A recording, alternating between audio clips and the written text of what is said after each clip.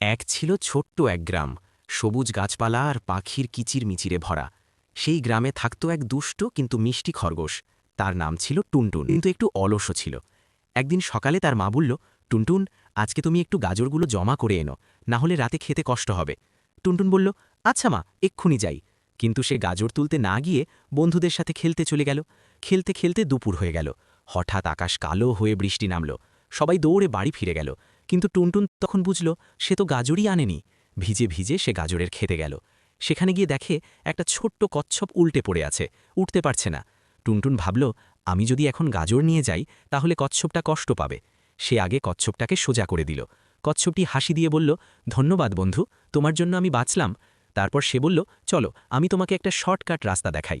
কচ্ছপের দেখানো পথে টুনটুন খুব দ্রুত অনেক গাজর সংগ্রহ করে ফেলল। বাড়ি ফিরে সে মাকে সব বলল। মা হাসতে হাসতে বলল, দেখেছ, ভালো কাজ করলে সব সময় ভালো ফল পাওয়া যায়। সেদিন থেকে টুনটুন আর অলসতা করত না। সে বুঝেছিল কাজ আর ভালোবাসা দুটোই জীবনে খুব দরকার।